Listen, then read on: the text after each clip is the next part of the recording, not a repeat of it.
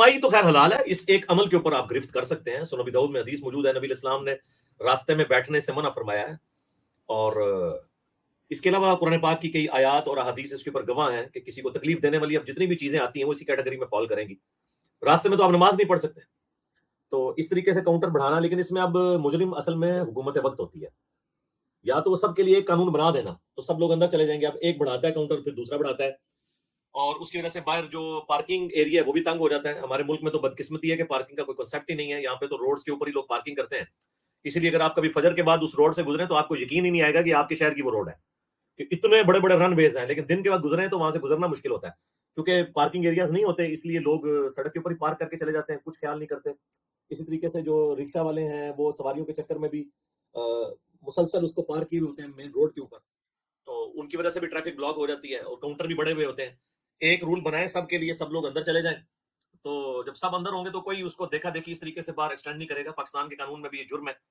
ہمارے جیلم شہر کے اندر بھی جب پی ٹی آئی کی گورنمنٹ نئی نئی آئی تو انہوں نے یہ سارا صفایا کروایا، لیکن پھر اس کے بعد فوراً بعد ان کے لیے مصیبت کھڑی ہوگی. ان کا ووٹ بینک لوز ہو گیا یہاں سے، تو دوبارہ انہوں نے الاؤ کر دیا. پھر کرتے کرتے کرتے وہ اسی طریقے سے پھیلنا شروع ہو گیا. اور بڑے بڑے دیندار لوگ میں نے یہاں پہ دیکھے ہیں بڑی بے شرمی کے ساتھ، یعنی اگر ان کی سموسا چاٹ کی دکان ہے تو اس دکان کے باہر ہی لوگ گاڑی میں بیٹھ کے فیملیز کے ساتھ سموسا چاٹ کھا رہے ہیں. بھئی تم پیک کروا کے لے جاؤ، یا زیادہ شوق ہے تو سائڈ پہ کھڑی کر کے اندر جا کے دکان میں بیٹھ جاؤ.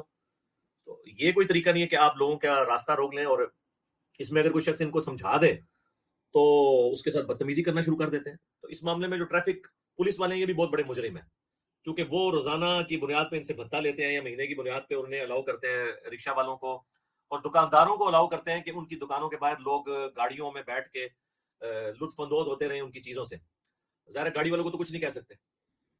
یہ ایک بہت بڑا المیہ ہے. ایز اے نیشن ہمارا یہ پرابلم ہے. اللہ تعالیٰ لوگوں کو ہدایت دے. اور ہاں اس میں یہ ہو سکتا ہے کہ اگر اس کی وجہ سے کوئی بندہ لیٹ ہو جاتا ہے، کسی کی دل آزاری ہوتی ہے، کوئی تکلیف میں آتا ہے، اس نے بچوں کو اسکول لینے جانا تھا، تو یہ ظاہر ہے کہ پھر اس طرح کے لوگوں کی کمائی تو ڈاؤٹ فل ہو جائے گی. اور ڈاؤٹ فل اس اعتبار سے تو ہے کہ ان لوگوں نے رشوت دی ہوئی ہوتی ہے پولیس والوں کو، کہ تاکہ ان کے آگے جو اس طریقے سے ٹریفک بلاک ہو ان گاڑیوں میں بیٹھے ہوئے لوگوں کی وجہ سے وہ ان کا چلان نہ کریں. تو اس طریقے سے وہ کمائی تو خود بخود حرام کی آمیزش، تو الٹیمیٹلی برائی کا انجام تو یہی ہوتا ہے. تو حرام کی آمیزش تو ہو ہی جاتی ہے پھر.